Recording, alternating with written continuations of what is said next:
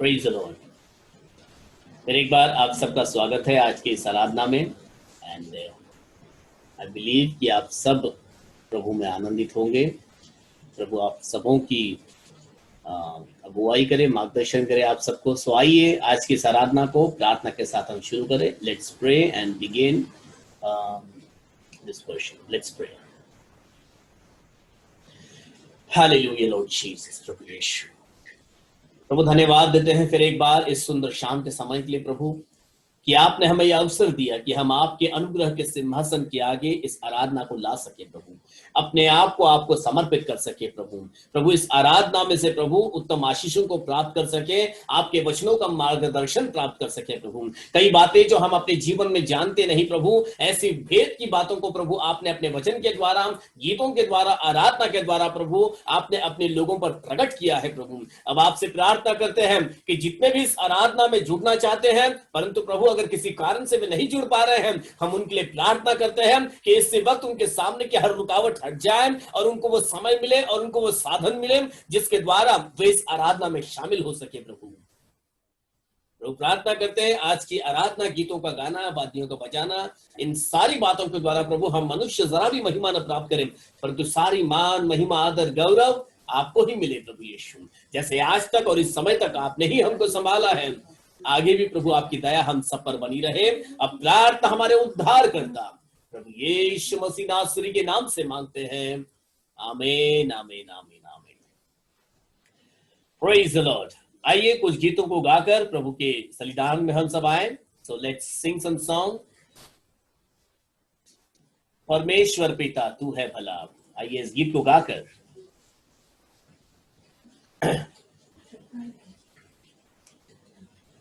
चट्टान। ओके, तो पहला ये गीत गाएंगे और फिर भंवर के बीच में तो कहता है थम जा, तू मेरी ताकत है, तू ही मेरा ईमान है। आइए इस गीत को गाने के द्वारा हम प्रभु यीशु मसीह की आराधना में प्रवेश करें।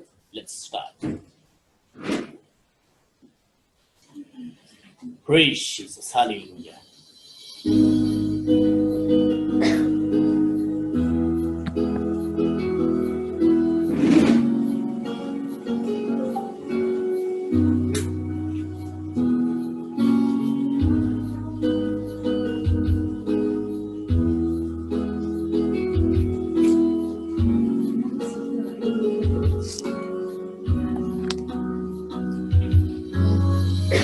में तू कहता है थम जा, यह ताकत है, तू ही मेरा ईमान। भंवर के बीच में तू कहता है थम जा, तू मेरी ताकत है, तू ही मेरा ईमान। बीते कल में तू साथ मेरे था, आज भी मेरे साथ है खड़ा, आने वाले कल में भी होगा। उठते हुए उफानों में तू ही मेरी चट्टान, बढ़ती हुई लहरों पे तेरे कदमों के निशान। बीमारियों में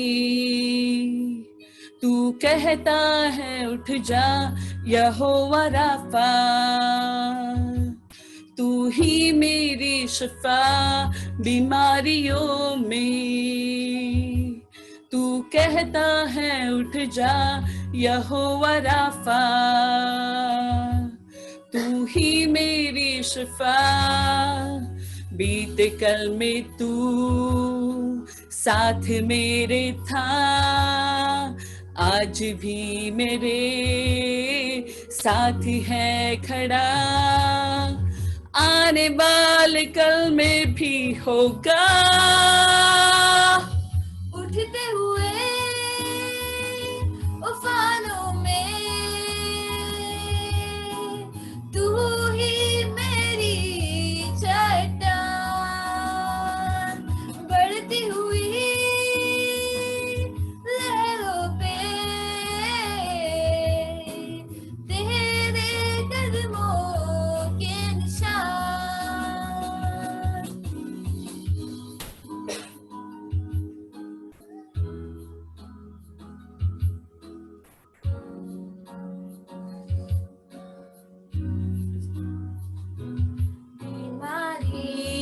रे तेरा सर झुका,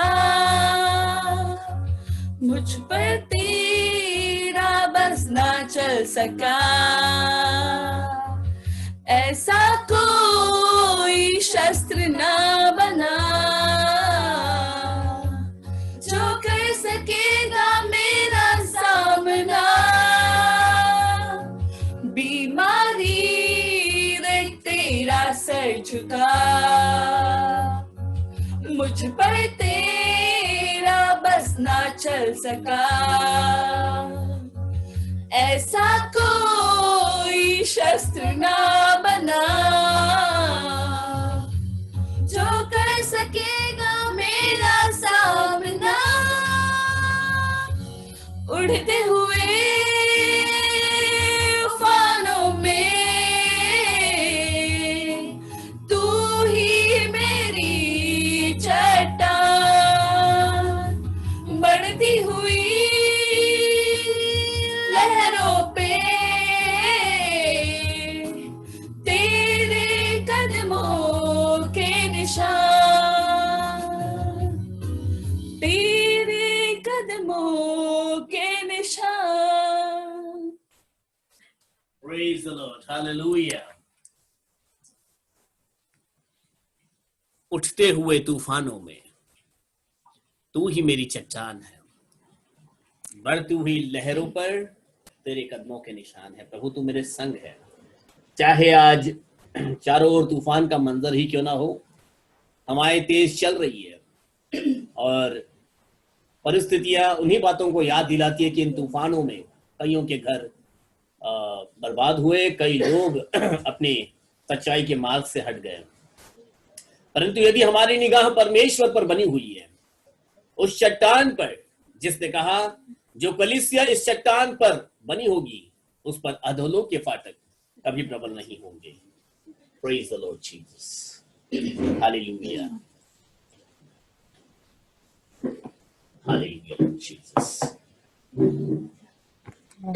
परमेश्वर पिता तू ही है भला, परमेश्वर पिता तू है नहीं मुझसे खफा, परमेश्वर पिता तू ही है भला, परमेश्वर पिता तू है नहीं मुझसे खफा।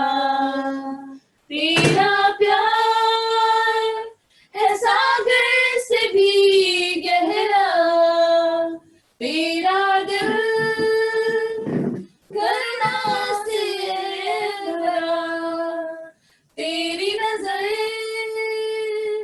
मुझ पर है सदा, तेरा नाम यहोवा मेरी है पनाह। कहता है तू है मेरा साथ, मेरा तू ना छोड़ेगा। कहता है तू है मेरा साथ, मेरा तू ही रहेगा। कहता है तू है मेरा साथ, मेरा तू ना छोड़ेगा। कहता है तू है मेरा हाथ, मेरा तू थामे रहेगा। तेरा प्यार है सागर से भी गहरा, तेरा दिल करुणा से है भरा, तेरी नजर मुझ पर है सदा, तेरा नाम यहोवा मेरी है पनाह। टल जाएंगे ज़मीं आसमां, पर पर तेरा वचन रहेगा सदा, हर वादा तेरा यीशु के द्वारा करेगा मुझ में तू ही पूरा।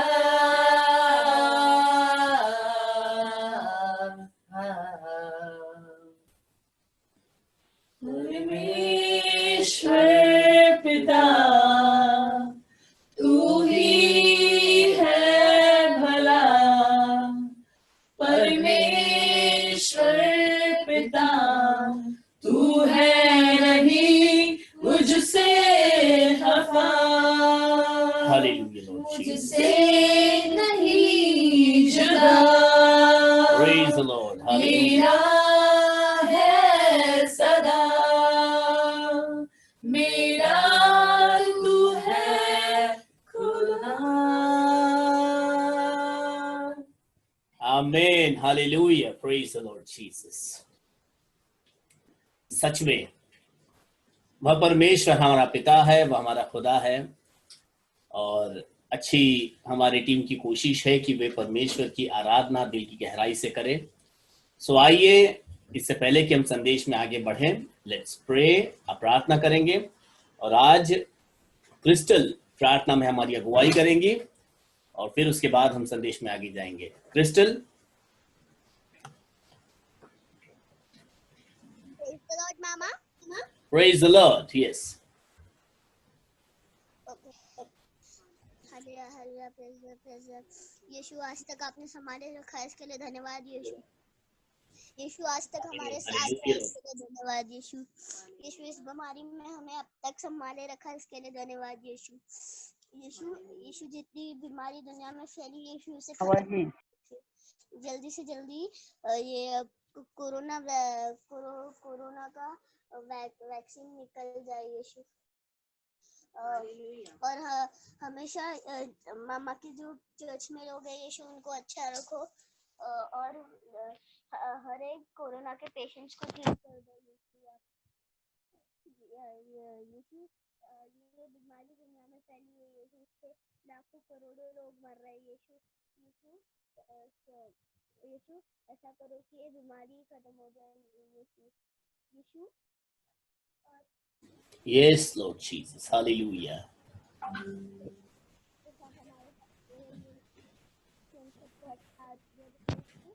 उनके साथ रहो यीशु।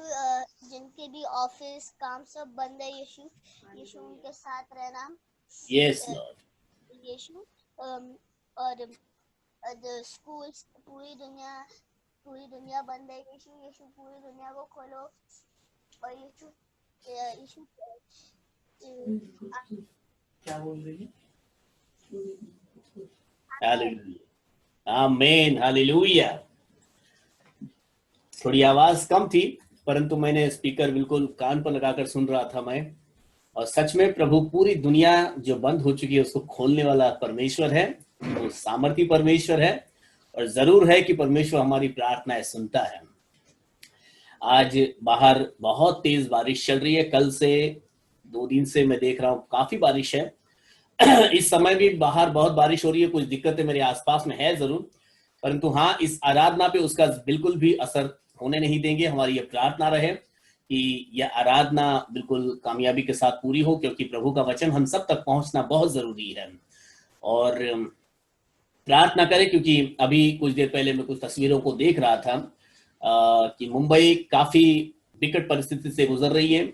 एक तरफ तो बीमारी का मंजर है, दूसरी तरफ बारिश का, और इतना बारिश होने के बावजूद भी अभी 15 मिनट पहले शायद मैंने आधे घंटे पहले आया होगा और एसएमएस आया बीएमसी का कि पानी की कटौती होने वाली है। तो मुझे कुछ समझ में नहीं आया कि 2 दिन से इतना पानी गिर रहा है, और मुझे लगा कि वो लोग एक्स्ट्रा पानी छोड़ेंगे, पर 20% कटौती का मैसेज आ गया। तो कहने का तात्पर्य यह है, काफी कुछ अजीब सा चल रहा होता है। इन सारे गड़बड़ियों के बीच में, इन सारे हालातों के बीच में मैं और आप हो। तो ऐसे समय में जैसे मैंने अभी कुछ दिनों में देखा कि जब हम संदेशों को सुनते हैं तो लोग कुछ कहानियों को बताते हैं, कुछ घटनाओं को बताते हैं, और फिर संदेश का एक बुनियाद पता चलती है कि हाँ, कि संदेश का अर्थ क्या है। तो मैं एक व्यक्ति के बारे में आपको आज बताऊंगा और फिर मैं अपने आप को और हम सबको वहां पर लेकर जाऊंगा। जरूरी भी है कुछ ऐसे हालातों को समझना।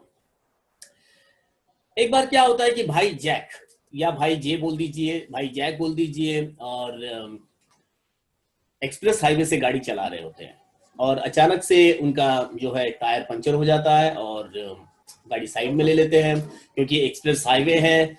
हो सकता है आगे के 50 किलोमीटर कोई गांव नहीं है, पीछे 50 किलोमीटर कोई गांव नहीं है। अब भाई जे जो है वो सोचते हैं कि करे क्या, मैं आगे जाऊं या पीछे जाऊं, यहाँ वहां ताड़ने लगते, देखने लगते मैं कहाँ जाऊंगा। तो दूर जंगल के अंदर उनको एक घर दिखाई देता है, तो देखते हैं चलो जंगल में घर दिख रहा है, और वो अपने कदम तो बढ़ा लेता है घर की तरफ। लेकिन जब वो घर की तरफ बढ़ रहा है तो उसके मन में विचार चल रहा हो क्या, या मैं सोचता हूँ कि वो बातें कर रहा है अपने आप से, क्या अरे मैं उस घर की तरफ तो जा रहा हूँ, पता नहीं उस घर के अंदर जो व्यक्ति होगा, जो दरवाजा खोलेगा, वो गुस्सा करेगा, नाराज हो जाएगा, चिढ़ जाएगा मुझ पर, क्योंकि इतने रात को मैं जाकर उसको डिस्टर्ब कर रहा हूँ, मैं मतलब तकलीफ दे रहा हूँ इतनी रात को, और पता नहीं उसका रिएक्शन क्या, व्यवहार क्या होगा, और पता नहीं वो खतरनाक व्यक्ति हो सकता है, क्या बोलेगा क्या नहीं बोलेगा। ये बोलते बोलते उसके मन में यही विचार चल रहा होता है कि क्या पता उसके पास कौन सा हथियार होगा मारने के लिए, या उसके घर के अंदर क्या हालात क्या होंगे, पता नहीं, मैं जाऊंगा वैसे ही वो मुझे अंदर खींच लेगा, बांध देगा वो।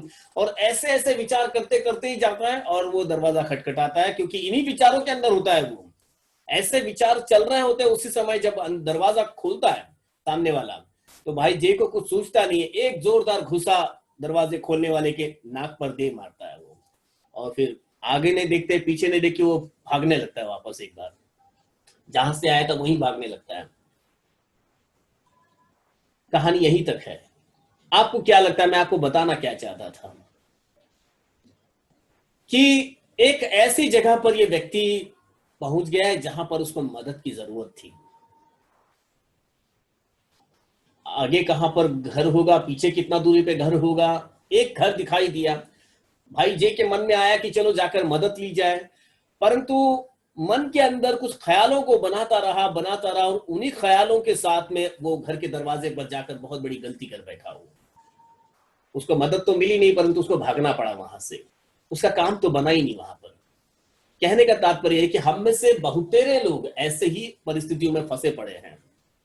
दिमाग के अंदर इतनी बातें सोच रहे होते हैं, और उन सोचों के कारण पता नहीं वो क्या सोच रहा होगा। आज मैं कहता हूं ना कि हमारे भारत की हालत इसीलिए बहुत खराब है क्योंकि हम सोचते बहुत हैं, अपने आप से ही बात कर रहे होते हैं। अगर अपने आप से बात कर रुक जाते तो दूसरों को पकड़ पकड़ कर बात करेंगे हम। जरा मेरी सुन लो तो, जरा उसके बारे में बात करते हैं, थोड़ा इसके बारे में बात करते हैं, वो ऐसा ही होगा, वो वैसा ही होगा। कभी उस मनुष्य के बारे में सोचा नहीं, देखा नहीं, जाना नहीं, परंतु अपनी ही कहानी अपने आप में ही बना डाली। आज इसी कारणों के कारण कई लोग बहुत सी विकट परिस्थितियों में पड़े हैं और उन तक अभी तक सहायता भी पहुंच नहीं पाई है।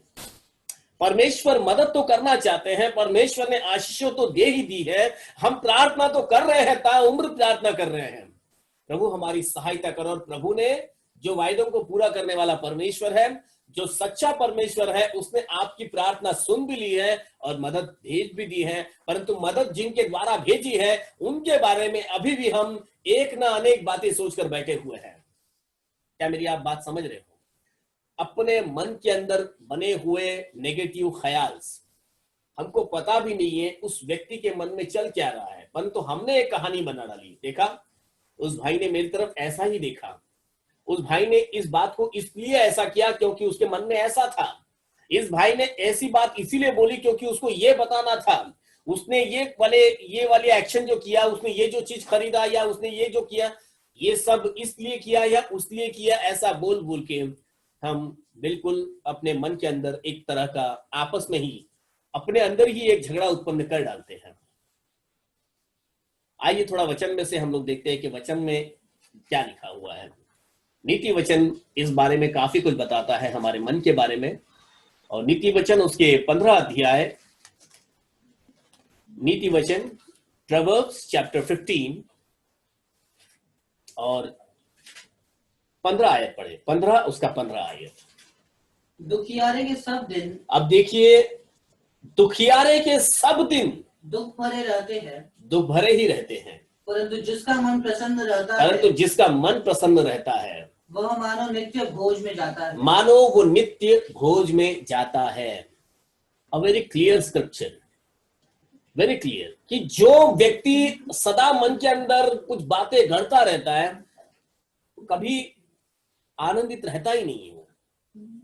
लिखता है कि दुखियारे के सब दिन दुख भरे रहते हैं। दुखियारा मतलब सदा दुखी, कभी भी उसके जीवन में खुशियां दिखती नहीं है। बहुत सारे वचन इसके बारे में यहां पर है। और फिर लिखता है कि जिसका मन प्रसन्न और परंतु जिसका मन प्रसन्न रहता वह मानो नित्य भोज में जाता हो। नित्य भोज में जाता हो मतलब जैसे कि रोज ही वो पार्टी में जा रहा हो। पार्टी में जाते वक्त का उल्लास क्या होता है, आप याद कीजिए। कोई आपको भोजन पर बुलाया है और जब भोजन पर आपको जाना है तो आपके चेहरे की खुशी क्या होगी, आपके परिवार के अंदर की खुशी क्या होगी। हम किसी पार्टी में, पार्टी मतलब किसी के घर पर भोज पर जा रहे हैं हम, और दिमाग में चल रहा होता है क्या भोजन होगा, क्या बातें होगी, क्या कुछ होगा, कैसा समय बीतेगा। ऐसा नहीं हम सोचेंगे जब कोई भोजन के लिए बुलाएंगे तो अरे भाई ने भोजन पर बुलाया, अच्छा अब क्या उधर भोजन करेंगे, क्या वो अच्छे अच्छे खाना बनाएंगे, कितना बोरिंग होगा। ऐसा नहीं सोचेंगे हम क्या सोचेंगे, सब बातें अच्छे ही सोचेंगे। अरे वहां पर अच्छा पकवान बनेगा और वहां पर अच्छी बातें होगी, वहां पर अच्छा समय बीतेगा, तो हर दिन उसके लिए ऐसा ही होगा। तो मतलब मन के अंदर यदि आपने कुछ ऐसी बातें रखी है तो आप जो है ना हर दिन ऐसी बातें, मतलब हमेशा आप कुछ अच्छा सोच रहे हो कि मेरे लिए आज जैसा मैंने अच्छा व्यवहार किया है, आज मैंने जैसे अच्छे पाया है, कल भी मुझे अच्छा ही मिलेगा। ऐसा व्यक्ति कभी दुखों को देखता नहीं, वो हर दिन हर रोज पार्टी में जाने के बराबर यहाँ पर बाइबल बताती है। उसकी 13 आयत को यदि हम पढ़ेंगे तो 13 आयत यो बताता है, आप भी अपने बाइबल में पढ़िए, मैं भी पढ़ूंगा, और ये बहुत ही अच्छा अध्याय है। आप अपने टाइम में इस अध्याय पर मनन कीजिएगा। परंतु ये कुछ एक पैसेज मैं आपके सामने लेकर आना चाहता हूं। 13 आयत देखो क्या बोलते हैं। मन आनंदित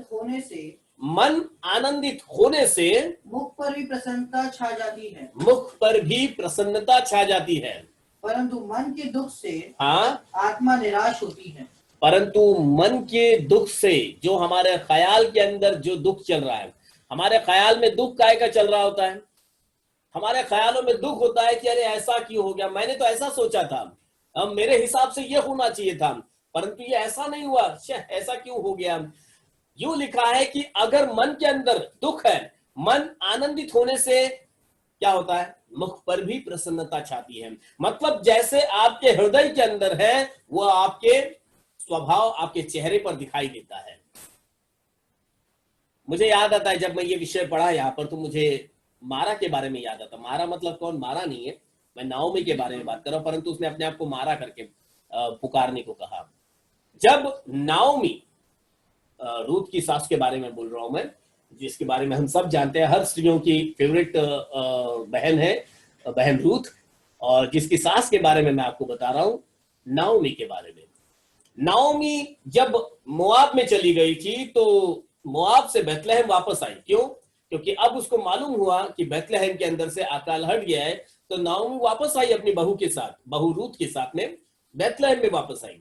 लेकिन बैतलहम में ऐसा लिखा है, यदि आप दूसरे अध्याय को पढ़ोगे, दूसरे अध्याय में भी नहीं, मैं कहूंगा दूसरे अध्याय शुरू होने से पहले अध्याय के आखिरी पैसेज में, जहां पर ऐसा लिखा है कि नाओमी जैसे ही बैतलहम में प्रवेश की, लोग देखकर कहने लगे, लोगों के शब्द बोलने लगे, एक आश्चर्य उनके चेहरे पर था, क्योंकि अभी नाओमी ने कुछ कहा भी नहीं था, बस देखकर ही लोग पहचान गए कि ये जो भरी पूरी गई थी वो वापस कैसे आई है। हमारा जो दिखावा यानी कि हमारा जो पहराव है, हमारा चेहरा हमारे नेचर को बता देता है। वचन बताता है जो हमारे मन के अंदर, जो हमारे हृदय के अंदर है ना, वो चेहरे पर दिखता है। आपने भी इसका अनुभव किया होगा, आपका ऐसे लोगों से सामना हुआ होगा और आपने जाना होगा, अरे ये व्यक्ति तो बड़ा गुस्से लगता है, ओ ये व्यक्ति तो हंसमुख है, ये व्यक्ति थोड़ा सा निराश जैसा दिखता है, हमेशा दुखी चेहरा है उसका चेहरे पे तो उदासी छाई हुई रहती है, तो चेहरे पर से ही हमारी गवाही मालूम पड़ जाती है। तो आप क्या सोचोगे, मेरे मन में क्या चल रहा है, आपके मन में क्या चल रहा है, क्या किसी को पता ही नहीं चलता? हो सकता है कुछ बातें नहीं पता चल रही होगी, लेकिन हमारा चेहरा बहुत कुछ बोल देता है। हमारा चेहरा बहुत कुछ बोल देता है। इसका मतलब है हमारे जीवन का चाल चलन, हमारा शब्द, हमारा व्यवहार, ये बहुत कुछ बोल देता है। इसीलिए आपको ऐसा लगता होगा, मैं आप बोल रहा हूं, मतलब इट कुड बी एनीबॉडी। जो लोग इसे सुन रहे हैं, यूट्यूब में होंगे, जूम में होंगे, आपके जान पहचान में होंगे, कल आपको किसी को कहीं पे संदेश देना होगा, कोई आपकी संदेश को सुन रहा होगा। It could be anybody. वचन बताता है जो कुछ भी हमारे मन में होता है, हमारे हृदय के अंदर होता है, हमारे ख्यालों में होता है, वो किसी से छुपा नहीं है। इसी में अगर आप 11वीं आयत पढ़ोगे, 11 आयत में यूं लिखा, मैं पढ़ता हूं, जबकि अधोलोक और विनाश लोक यहोवा के सामने जैसे खुले हैं, क्या परमेश्वर से अधोलोक और विनाश लोक जो है छुपा हुआ है क्या? नहीं। चाहे अधोलोक हम मनुष्य नहीं देख सकते, वो हम कह रहे कि नरक तो एकदम जमीन के भीतर के अंदर है। लोग अपनी अपनी कहानी बताते हैं, परंतु ये कहीं मेंशन नहीं है कि नरक है कहां पर, परंतु बाइबल बताती नरक तो है। परंतु नरक कहां है ये सिर्फ परमेश्वर जानता है। वचन बताता है जबकि अधोलोक और विनाश लोक यहोवा के सामने खुले रहते हैं, मनुष्य के सामने नहीं, यहोवा के सामने खुले रहते हैं, तो निश्चय मनुष्यों के मन भी परमेश्वर के सामने खुले हैं। यहां लिखा नहीं है, परंतु बोलना वही है नीति वचन लिखने वाले को, कि मनुष्य का मन परमेश्वर देखता है, परमेश्वर जानता है। आप चाहे जैसा प्रिटेंड करो, हम में से कोई कितना प्रिटेंड करेगा that we are so happy, परंतु आपके व्यवहार लोगों को बता देते हैं कि आपके जीवन में चल क्या रहा है, आपके परिवार में चल क्या रहा है, आपके व्यवहार में चल क्या रहा है, आपके विश्वास की दौड़ में चल क्या रहा है। Just check yourself. The scripture says, हमें कैसा रहना है ये वचन ही हमको बताता है। मन में हमें क्या रखना, यीशु मसीह का वचन बताता है। एक बार यीशु मसीह और उसके चेले ऐसी खेती में से चल रहे थे, और चेले सीधा ऐसे बाले तोड़ तोड़ के खा रहे, और बहुत से याजक और फरूसी वहां पर थे। उन्होंने यीशु मसीह को चिल्लाने लगे, अरे क्या आपके चेले कर रहे हैं, ये बिना हाथ धोए खा रहे हैं और बाले तोड़ तोड़ के ऐसे ही खा रहे हैं। अब कहाँ चेले, बाले सामने हैं, भूख लगी है, कहीं बार जाएंगे हाथ धोएंगे तब बाले तोड़कर खाएंगे, ऐसा।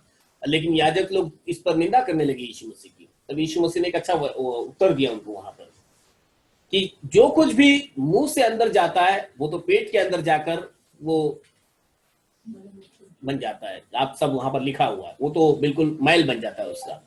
लेकिन जो मनुष्य को खराब करता है, देखो मुंह में जाने वाली चीज किसी को खराब नहीं करती है, लेकिन जो मुंह से निकलता है वही मनुष्य को खराब करता है। तो जो मनुष्य के मन में है वही मुंह से निकलता है, वचन बताता है। इसीलिए वचन बताता है कि हमें always what we have to think. जब हम ज्यादा वचनों को हम बीते दिनों से काफी वचनों के बारे में बातें कर रहे हैं, क्यों हमें वचन पढ़ने हैं, वचन की उत्पत्ति कहां से है, वचन का महत्व क्या है, इन सारी बातों का स्टडी हम धीरे धीरे ले रहे हैं। यदि वचन हमारे अंदर भरा हुआ है तो अंदर से जो निकलेगा वो वचन ही निकलेगा। यदि वचन हमारे अंदर भरा हुआ है तो इस मन के अंदर भी कुछ अच्छा ही भरा हुआ होगा। और तब हम ये नहीं सोचेंगे उस दरवाजे के अंदर क्या है, हमारी कहानी नहीं बनाएंगे, परंतु वचन हमको बता देगा, जा और दरवाजा खटखटा, तेरे लिए अच्छी मदद आएगी। और फिर हम में से कोई डरेगा नहीं, फिर हम में से कोई चिंताओं में पड़ेगा नहीं। अब फिर हम कहानियां नहीं बनाएंगे, परंतु वास्तविकता में जिएंगे हम।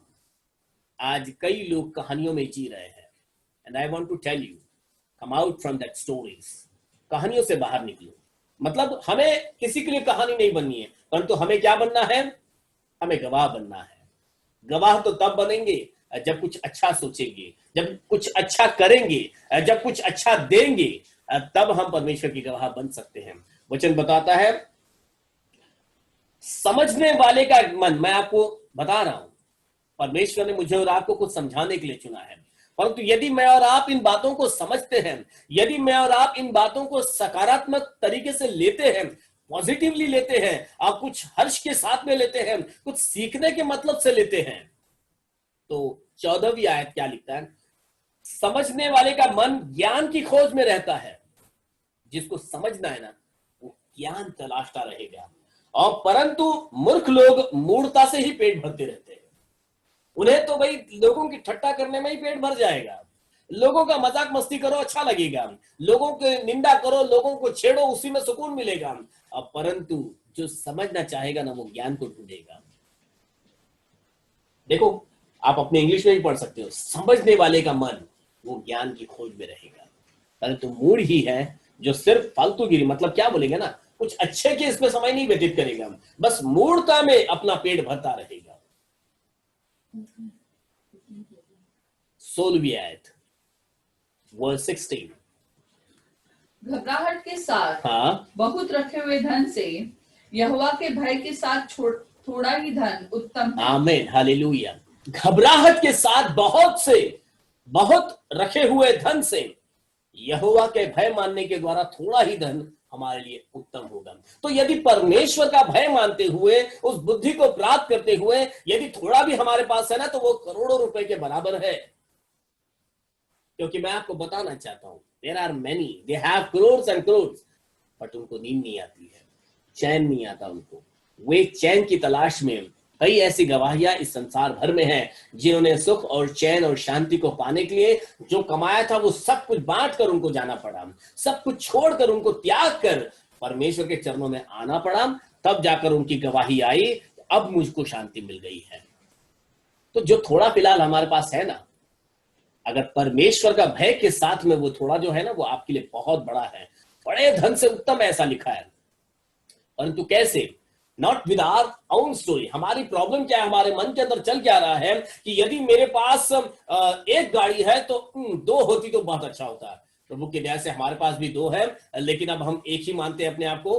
परंतु लोगों के एक विचार ऐसे होते, 2 होती तो अच्छा होता। जैसे कि मैंने एक बार ऐसा एक वीडियो देखा था, एक व्यक्ति रोड पर से चल रहा होता है और एक साइकिल वाला व्यक्ति बाजू से गुजरता है, तो उसके मन में आता है, काश मेरे पास साइकिल होती तो कितना अच्छा होता।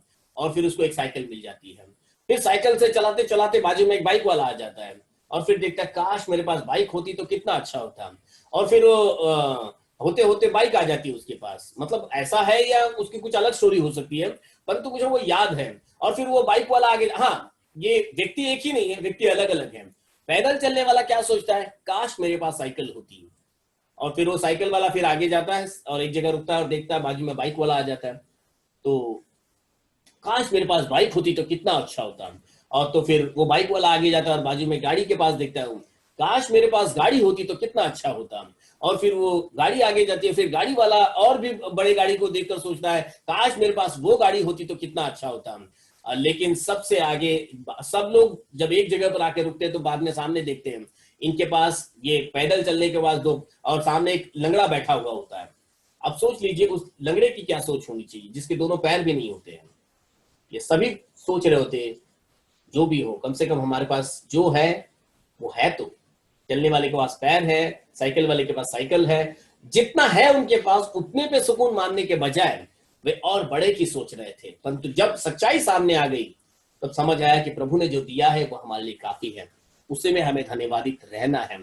सो वचन क्या बताता, यदि यहोवा का भय मानते हुए आपके पास जो भी फिलहाल है, यदि आप उसमें सुकून मानते हो, वो आपके लिए बहुत बड़े धन से बहुत उत्तम है। तो वचन हमको बताता है, यदि हमारे मन के अंदर कुछ बातें, हम अपनी ही स्टोरियां, अपने ही विचारों में चल रहे हो, तो इसे थोड़ा सा हम ब्रेक लगाएंगे, इसको थोड़ा सा कंट्रोल लेकर आएंगे। इन विचारों के साथ में थोड़ा अपन जो है ना, इस बात पर हम सोचेंगे, क्यों हम यहां वहां की बातें करने में समय बर्बाद करें। जैसे मैंने आपको रविवार को भी बताया था कि दाऊद ने जो सबसे पहला शत्रु अपने जीवन का मारा, मतलब दाऊद को गोलियत को मारने से पहले अपने जीवन के 5 दानवों को मारना था। उसमें से जो सबसे पहला दानव था वो इधर उधर की बातों में व्यस्त हो गया था। और उसको तो घर का भी करना है, उसको तो परिवार को भी देखना है, उसको तो ये भी करना है, मित्रों को देखना है, समाज, सब कुछ देखते बैठेंगे तो परमेश्वर पर ध्यान हम कब लगाएंगे। हमें घर भी खरीदना है, गाड़ी भी खरीदना, सब करना है, परंतु इन सारी चीजों में हमें बिजी नहीं हो जाना है। इन सारी चीजों में से हमें परमेश्वर पर निगाह रखनी है। तो चाहिए कि जब हम अपने समय में हैं, अपनी तैयारी में हैं। कौन सी तैयारी? हमें तो प्रभु के साथ में रहना है, सिद्धता में प्रवेश करना है।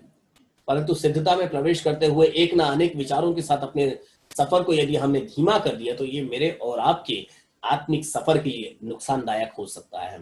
सो ऐसा नुकसान हम अपने इस आत्मिक युद्ध में होने ना दें। हम तैयार हो और बिल्कुल फोकस्ड रहें, और हमारा जिस पर ध्यान हमको लगाना है, परमेश्वर के वचन पर ध्यान लगाएं, अपने खुद की तैयारी पर कि मैं कैसा हूं, इसके बजाय कि दूसरे कैसे हैं, इस बात को सोचने के बजाय चेक आवरसेल्फ, अपने आप को हम देखेंगे, अपने जीवन के कमियों को दूर करने की पूरा यत्न करेंगे। प्रभु मैं ही, मुझ में जो कमियां हैं उसे दूर करने में यदि आप अपना समय निकालोगे तो ये मैं कहूंगा, वचन तो बताता है, आप जो चाहते हो कि कोई और आपके लिए करे, पहले आप उनके लिए वो करें। कई बार हम अपेक्षा करते हैं लोग मेरे लिए करें, लोग मेरे लिए करें, लेकिन ऐसा होना चाहिए पहले हम लोगों के लिए करेंगे, तब अपने आप जो मुझे चाहिए वो मुझे लौट कर मिलेगा। मतलब दूसरों के लिए वो करे जो आप चाहते हो कि लोग आपके लिए करें। वचन में लिखा हुआ, ये मेरी बात नहीं है, ऐसा नहीं है कि मैं बहुत बड़ा फिलासफर हूं और अपनी बातें बोल रहा हूं, परंतु वचन में ये लिखा हुआ है। सो हमें इसी कामों को करने के लिए इन्हीं विचारों के साथ हमें यह सफर पूरा करना है। हम सब एक दिन प्रभु के सामने योग्यता और सिद्धता के साथ में खड़े होना है। परंतु हमारे जीवन की ये छोटी बातें, मैं नहीं कहूंगा कि ये छोटी बातें, परंतु ये बातें बहुत बड़ी हो जाती है यदि हमने अपने जहन के अंदर इसको पनपने दे दिया। तो बीज तो दिखने में बड़ा छोटा ही होता है, परंतु उस बीज में कितना बड़ा पेड़ हो ये कोई नहीं जानता। इसीलिए चाहिए कि पहले तो वो बीज ही अपने जहन में आने ना दे। हाँ, अगर बीज डालना ही है तो वचन का बीज अपने अंदर डाले, फल हमको मालूम है उसका क्या आ सकता है।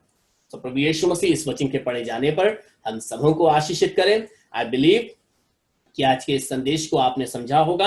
और आज पास्टर मिलर को प्रचार करना था, परंतु जैसे देख रहे हैं हम पिछले 1-1.5 हफ्ते से हम उनको सुन नहीं पा रहे हैं।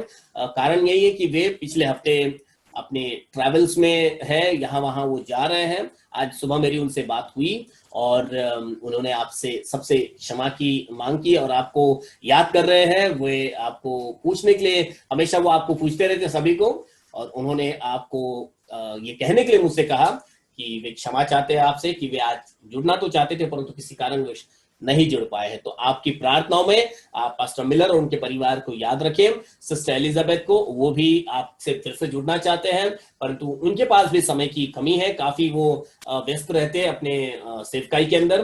तो आपके रोज की प्रार्थनाओं में मेरे परिवार के लिए भी, पास्टर मिलर के परिवार के लिए, सिस्टर एलिजाबेथ के परिवार के लिए, पूरे कलीसिया के लिए आपकी रोजाना की प्रार्थना में आप याद रखिए। आइए आज की इस सभा को हम समाप्त करेंगे एक प्रार्थना के साथ। मैं चाहूंगा आज सिस्टर सिमरन प्रार्थना में हमारी अगुवाई करें और फिर हम इस प्रार्थना को यहाँ पर समाप्त करेंगे। सिस्टर सिमरन, सुनाई दे पा रहा है? यस बिल्कुल मैं सुन रहा हूँ। थोड़ा धीरे आवाज आ रही है परंतु सुन रहे हैं हम। अच्छा ठीक, आइए प्रार्थना करें। धन्यवाद देते मेरे खुदा, मेरे प्रभु, आपके नाम को मैं धन्यवाद देती हूँ पिता परमेश्वर राजा प्रभु जी कि प्रभु आपने हमें प्रभु फिर से एकत्रित किया प्रभु आपके सभा में पिता, आपके जो उपस्थिति में आपने एकत्रित किया फिर से प्रभु, आपने वचन सुनने के लिए पिता एक बहुमूल्य समय दिया। आपके नाम को हम धन्यवाद देते हैं पिता परमेश्वर राजा। जो पिता परमेश्वर जो आज वचन पिता हमारे हृदय में बोया गया है पिता परमेश्वर हम यहाँ वहाँ के विचारों की ओर ध्यान ना दे, परंतु पिता परमेश्वर राजा हम हमेशा पिता परमेश्वर आपके वचन की ओर ध्यान दे पिता परमेश्वर राजा। पिता परमेश्वर हम अगर आप आपके वचन की ओर ध्यान देंगे तो प्रभु हम इतना विचार नहीं करेंगे, और विचार करने से प्रभु जी हम प्रॉब्लम में पड़ सकते हैं, हम दुख में प्रॉब्लम पड़ सकते हैं, हम नाना प्रकार की चीजों में पड़ सकते हैं। हम ज्यादा विचार ना करें लेकिन हमारी सारी बुद्धि, सारा ज्ञान आप हमारी सारी सोच आपके ऊपर डाले ताकि हम हमेशा आप में आनंदित हो। कि आपका वचन कहता है कि सदा में आप आनंदित रहो। हाँ पिता परमेश्वर हम सदा आनंदित रहे। हमारे जीवन में ऐसी कोई भी प्रकार की जो उदासी वाली बातें जो हमें देख के लोग अप्रसन्न लेकिन प्रसन्न हो, ऐसे हमें आप बनाना पिता परमेश्वर राजा। और हमारे जीवन के द्वारा हम एक गवाह के रूप में खड़े हो ताकि लोग हमें देखें और आपकी महिमा करे पिता परमेश्वर राजा। और आपने हमें जितना भी दिया है प्रभु उसके लिए मैं धन्यवाद देती हूँ। जो आपने हमें इस लॉकडाउन में भी हर एक परिस्थिति में भी आपने हमें भरपूर अन्न दिया है, भरपूर आपने हमें तृप्त किया है। आपके नाम को हम धन्यवाद देते हैं प्रभु। मैं विषय की प्रार्थना करती हूँ जो यूट्यूब और जूम के द्वारा जो जुड़े हुए हैं सभी भाई बहन को मैं आपके हाथों में सौंपती हूँ। उनके काम में, उनके घर में पिता परमेश्वर आप बहुतायत से आशीष करना। इस कोरोना वायरस से आप इस बारिश से आप उन्हें बचा के रखना पिता परमेश्वर राजा। और जो छोटे बच्चे लोग की, जो बड़े भी बच्चे जो उनके ऑनलाइन पढ़ाई हो रही है पिता परमेश्वर, आप पिता उन्हें अच्छी बुद्धि ज्ञान चतुराई से भर देना कि अच्छे से प्रभु अपनी स्टडी उसमें ऑनलाइन से कर सके और फालतू जो एंटरटेन होता है वो उसकी ओर ध्यान ना दे, परंतु आप अपनी स्टडी की ओर ध्यान देने के लिए प्रभु तो उन्हें आप उनकी सहायता मदद करना। और उनके अंदर जो फिजूल की बातें शैतान जो उत्पन्न करता है, जो बुरी चीजें हैं, आप उस समय यीशु के नाम से निकाल देना प्रभु। ऐसी मेरी प्रार्थना विनती है प्रभु। पिता परमेश्वर ये वचन प्रभु हमारे जो मांस रूपी हृदय की पट्टी है प्रभु उसमें आप लिख देना परमेश्वर राजा, ताकि प्रभु हम ये वचन के द्वारा चल सके प्रभु। और इसमें सारे लोगों को प्रभु मैं आपके हाथों में सौंपती हूँ। आपका वचन कहता है कि मसीह में बिता कभी सब समय का व्यर्थ नहीं जाता। हाँ प्रभु उनके समय के अनुसार उन्हें प्रतिफल देना यीशु के नाम से राजा। ऐसी मेरी प्रार्थना विनती है। धन्यवाद देते हैं, प्रार्थना यीशु के नाम से मांगते हैं, आमीन आमीन आमीन आमीन हालेलुया। आइए हम अंत्य आशीष को ले।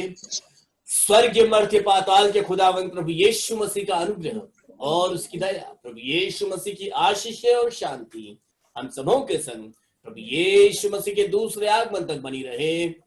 आमीन आमीन आमीन आमीन आमीन। सो प्रेज द लॉर्ड एवरीवन।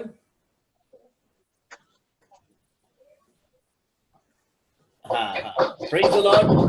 और मैं क्षमा चाहता हूँ यूट्यूब वालों से, रोज मैं यूट्यूब वालों को प्रेज द लॉर्ड करना भूल जाता हूँ, पर क्योंकि वो दिखता नहीं, सामने सिर्फ जूम दिख रहा होता है। परंतु जितने भी मुझे यूट्यूब पर देख रहे हैं आप सबों को praise the Lord and yes praise the Lord.